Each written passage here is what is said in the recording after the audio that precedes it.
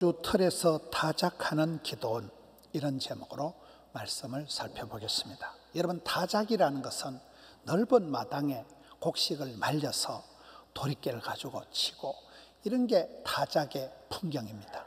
근데 오늘 성경에 등장하는 기도원은 미디안 군인들이 무서워가지고 숨어가지고 소문날까 싶어서 포도주 틀 속에 들어가가지고 밀이삭을 토닥거리는 아주 쪼잔한 그런 모습이 오늘의 풍경입니다.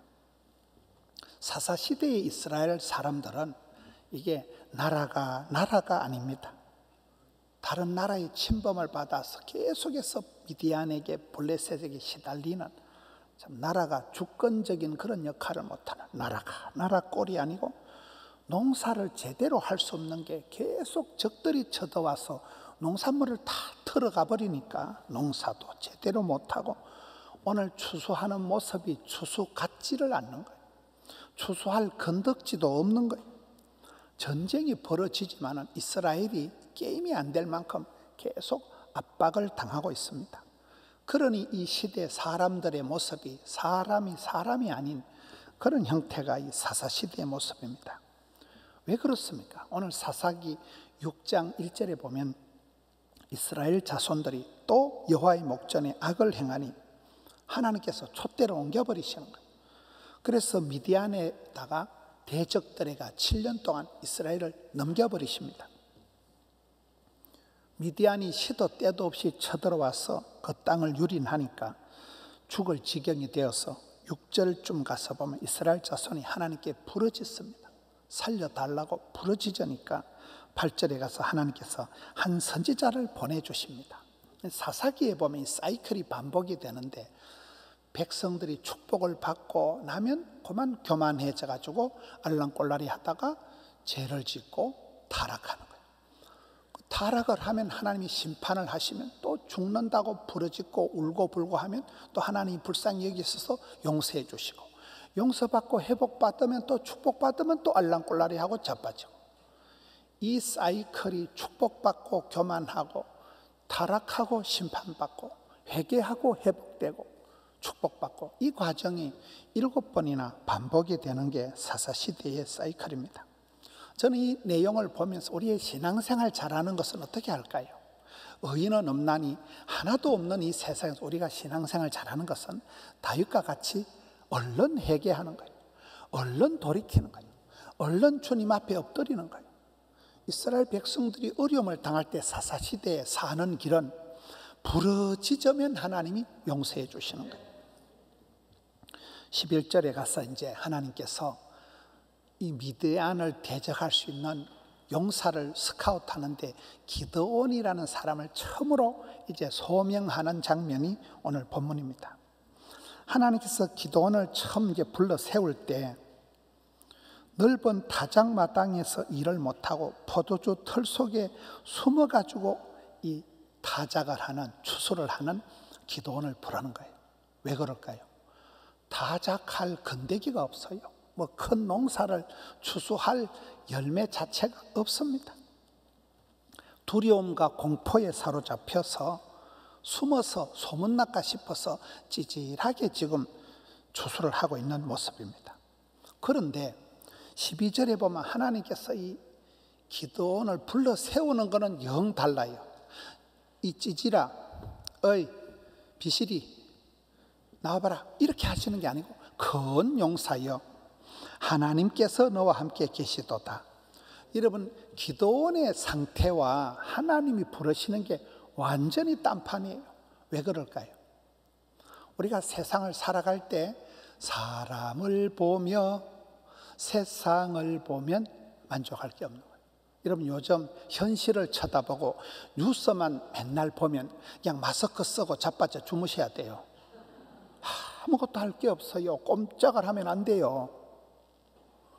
여러분, 기드온 때가 지금 그런 때예요. 농산물이 다 미디안에 가서 털쳐가 버리니까 추수할 것도 없고, 겨우 몇 폭이 있는 거 그거야, 그것도 소문나면 다 뺏기니까 포도주 털 속에 기 들어가서 토닥거리니까 얼마나 찌질하냐면, 얼마나 소신병 환자같이 겉보에다 찌질이에다가 그런 사나이를 불러 세우는데 하나님이 어이 찌질이 나와봐라 안 하시고 큰 용사에 하는 이유가 뭐냐면, 하나님은 여러분 사람을 쓰실 때 사랑하는 자여 내 사랑하는 아들아 이렇게 사랑의 호칭으로 사랑을 담뿍 쏟아주면서 불러 세운다는 거예요. 여러분 내 생각이 중요하지 않습니다. 하나님의 뜻하심이 중요합니다. 내 시각이 중요하지가 않아요. 하나님이 보시기에, 여호와께서 보시기에 좋았더라 그러면 되는 거예요. 하나님이 보실 때 악하면 이건 안 되는 거예요. 여러분 우리가 어디를 가다가 지하에 들어갔는데 되게 어두워요. 왜 어두울까요? 선글라스를 써서 그래요. 선글라스를 벗으면 환해져요. 여기에서 하나님께서 기도원을 불러 세울 때 시각을 교정해 주시고 심보를 뜯어 고쳐 주시고, 너는 어째 그래 찌질이같이 살아가냐, 너는 어째 그렇게 소심병 환자같이 급보같이 살아가냐, 우울증 환자같이 지내느냐, 큰 용사여 이렇게 불러놓고 시작한다는 거예요.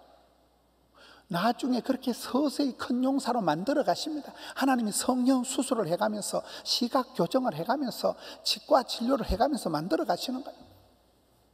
그리고는 하나님께서 너와 함께 계시도다. 여러분 인생 최고의 보험이 하나님이 함께 하시는 거예요. 저희 집안에도 큰 형님이 덜컥 암이 발병이 되었을 때 형님은 담대한 마음으로 보험도 하나도 안 들어놓고 있었는데, 그때 실수로 보험을 하나 들어놓은 게 있는데, 여러분 큰 병이 생기거나 사고가 났을 때 보험을 들어야 되겠어요, 안 들어야 되겠어요? 제가 보험 홍보하려고 이딴 소리 하는 거 아닙니다. 인생 최고의 보험은 하나님께서 내가 너와 함께 하겠다 이겁니다. 구약에 하나님이 여호수아를 들어 쓰실 때마다, 믿음의 사람들을 들어 쓰실 때마다 두려워 말라, 놀라지 말라, 무서워 말라, 내가 너와 함께 할 거다. 이거의 하나님의 임재, 하나님이 함께 하겠다는 이거의 최고의 보증이요, 안전 조치요, 이거의 최고의 특권이 보험이 되는 거잖아요.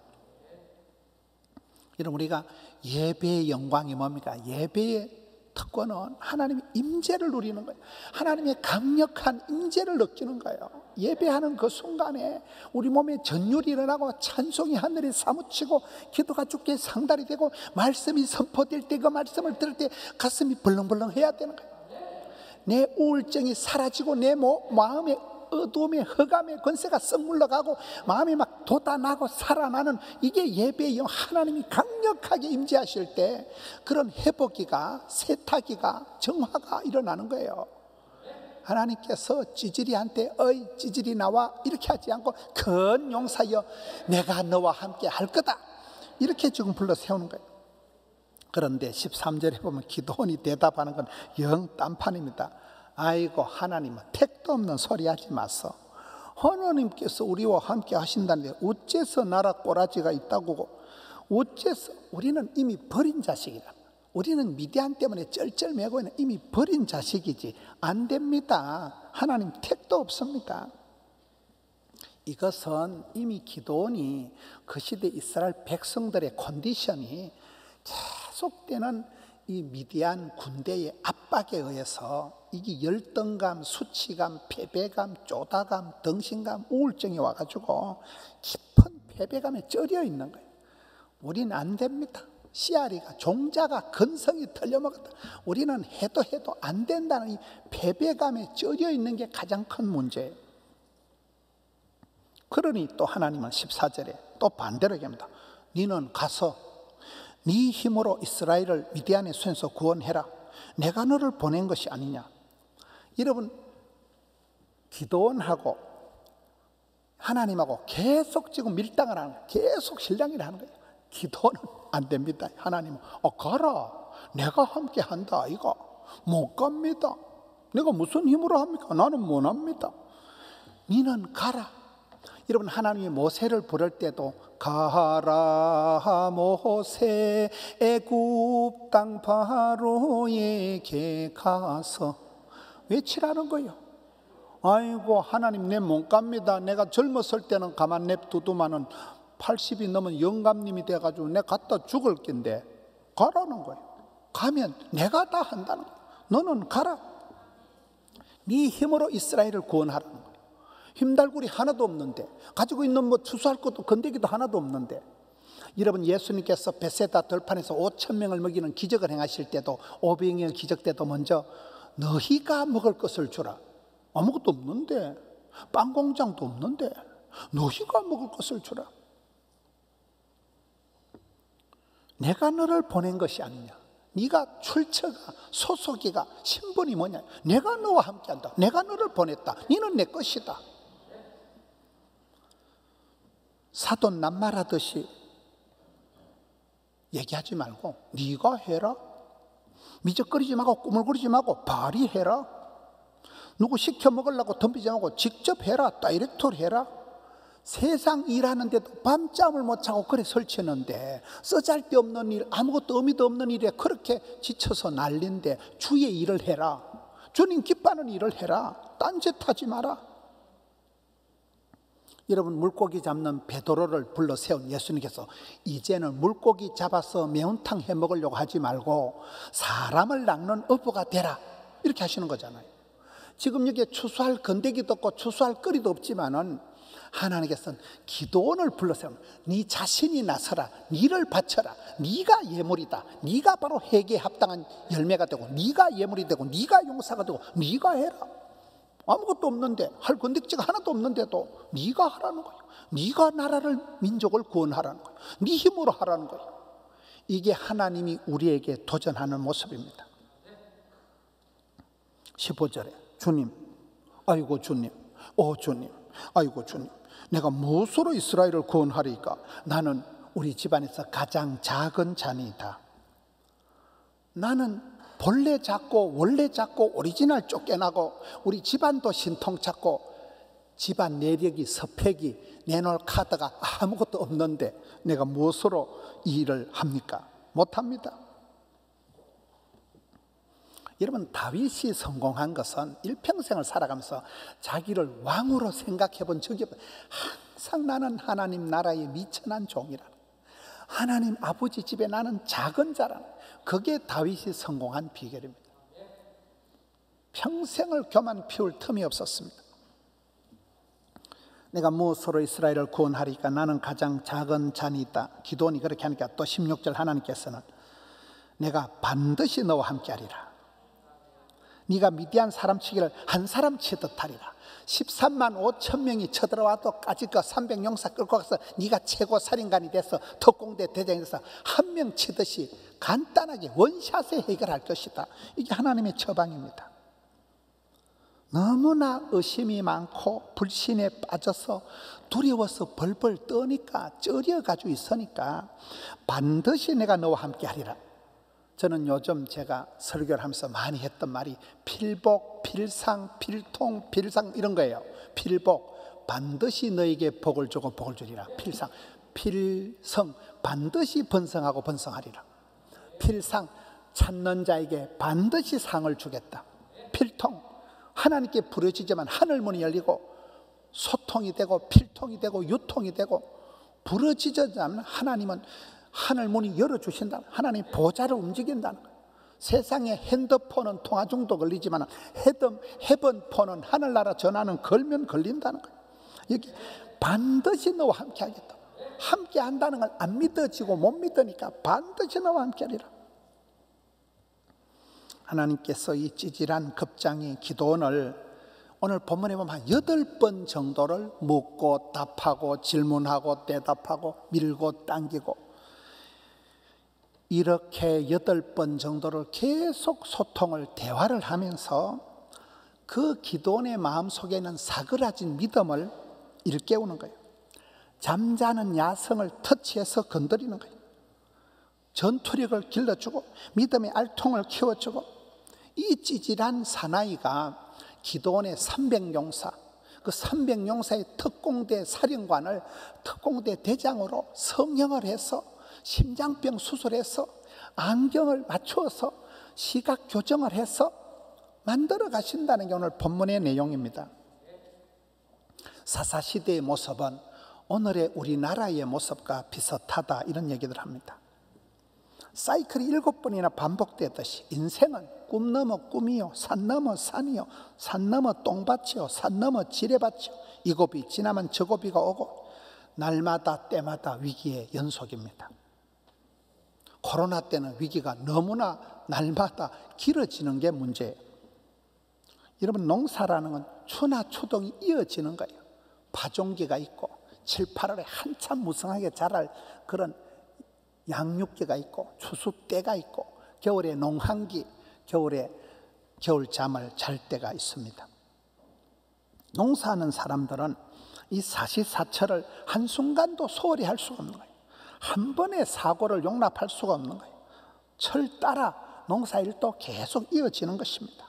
우리나라 과일이 선교지 해외 어디 가도 맛있는 것은 추나 추동 사시사철이 분명하기 때문에, 우리나라의 횟감이 맛이 다른 것은 썰무리가 밀무리가 또렷하기 때문에 더운 나라의 발뚝만한 고기를 아무리 해를 쳐놔도 맛이 없다는, 우리나라 횟감이 우리나라 과일이 맛있다는 거예요.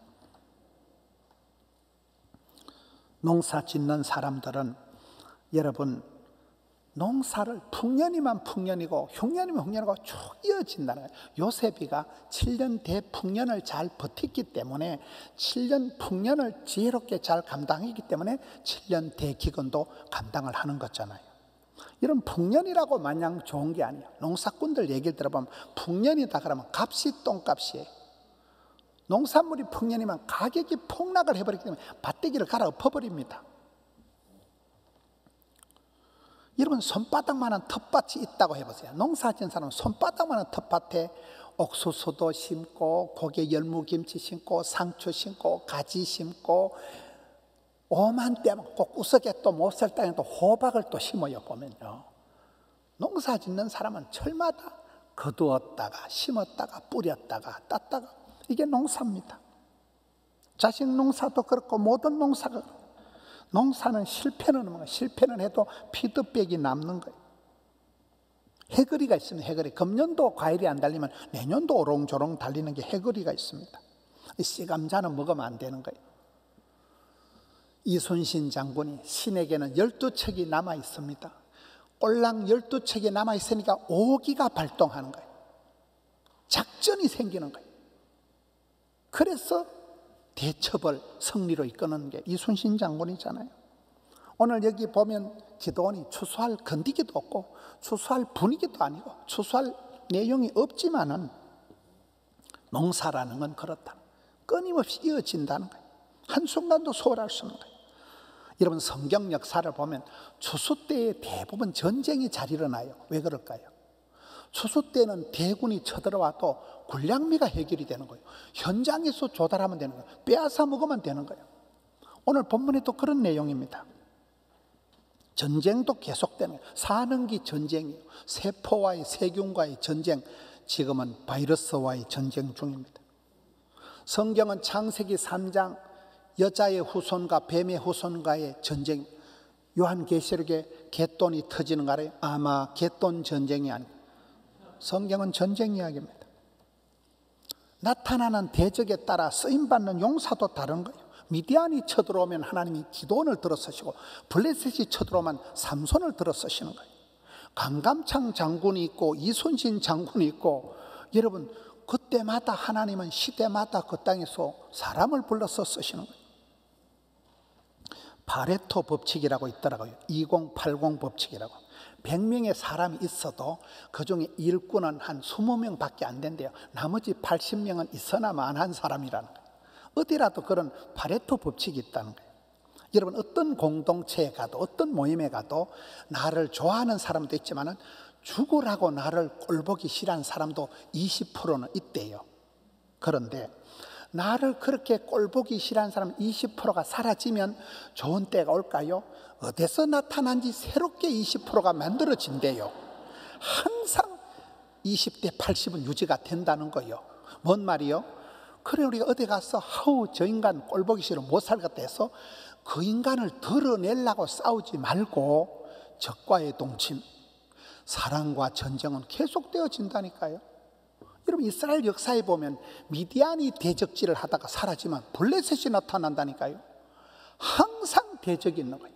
항상 이집트가, 아수르가, 바벨론이, 페르시아가, 예수님 오실 때 로마까지 계속 압박을 하는 그런 대적들이 있는 것입니다.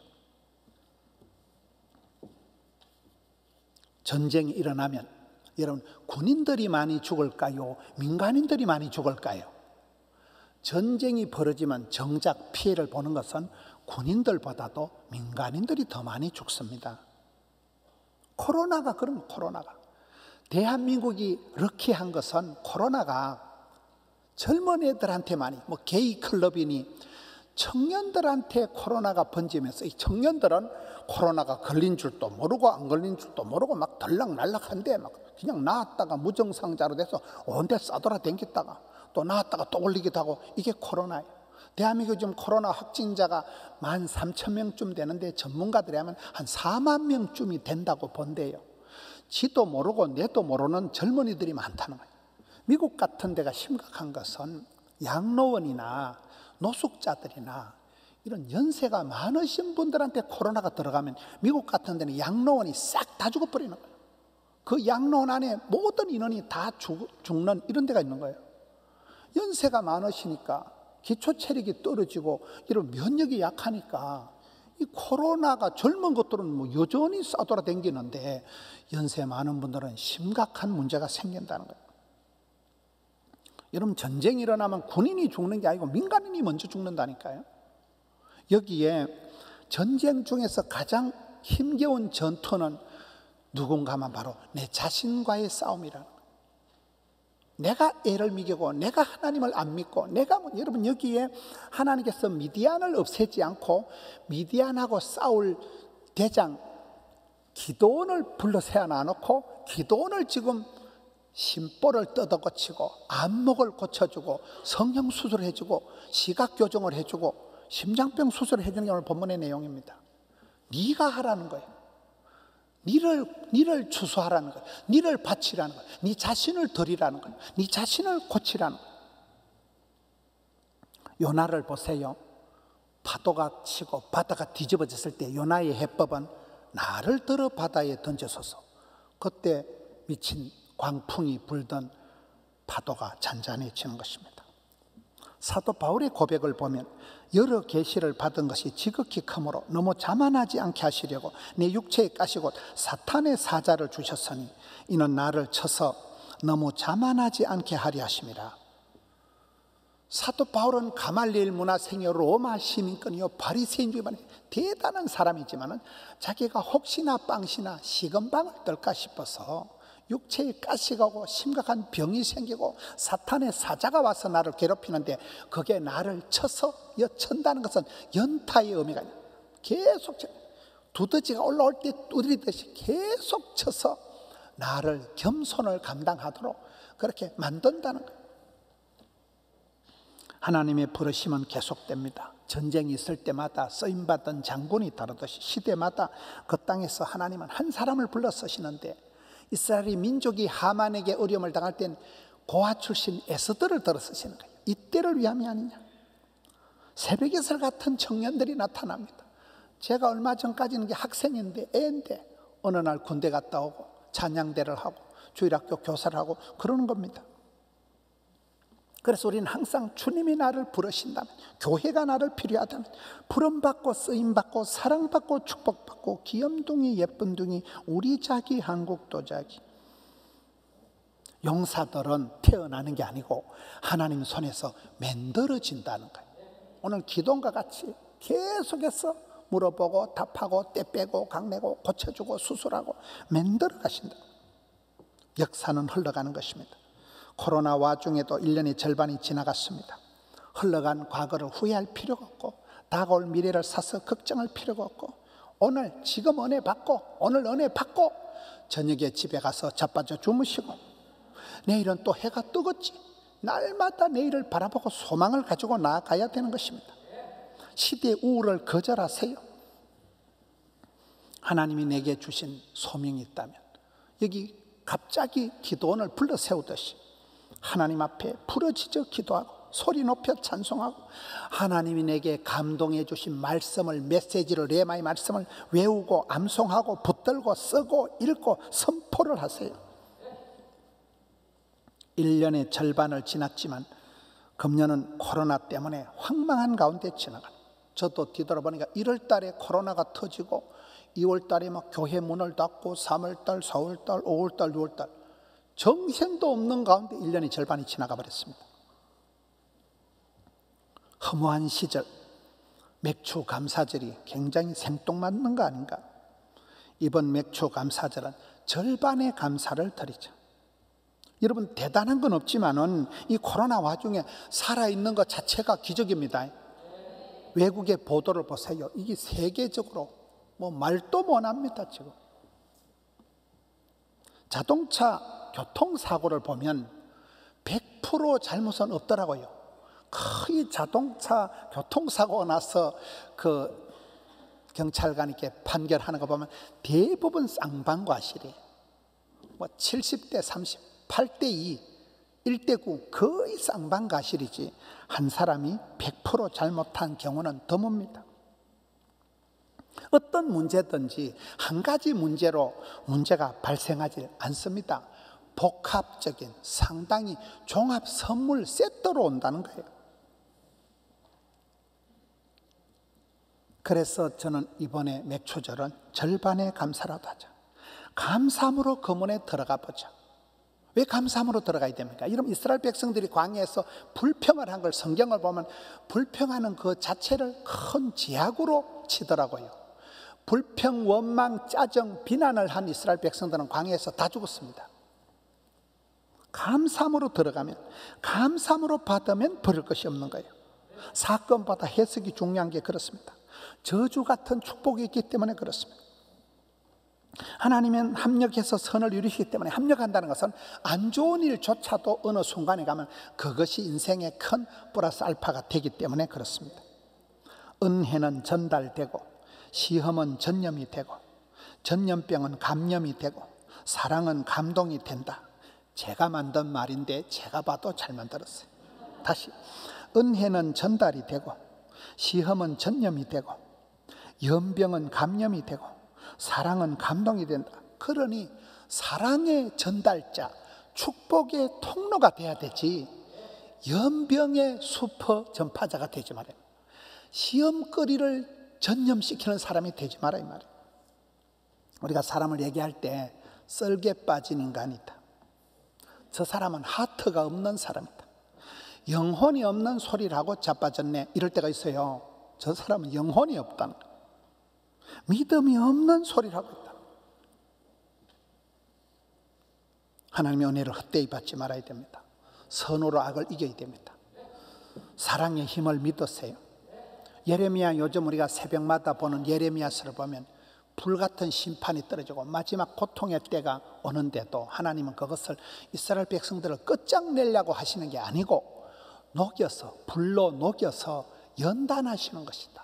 연단이라는 것은 1000번을 맞은 게 연이고 10,000번을 두드려 맞은 게 단이라고 할 때, 하나님께서 이스라엘 백성들을 떼 빼고 광내고 제약된 그 허물을, 그 더러운 불순물을, 제약을 제거하기 위해서 녹아가지고 그걸 달가가지고 두드려가지고 재생을 시키기 위해서 용광로 같은 심판의 과정을 거쳐서 다음을 기약하는 게 연단이라는 거예요.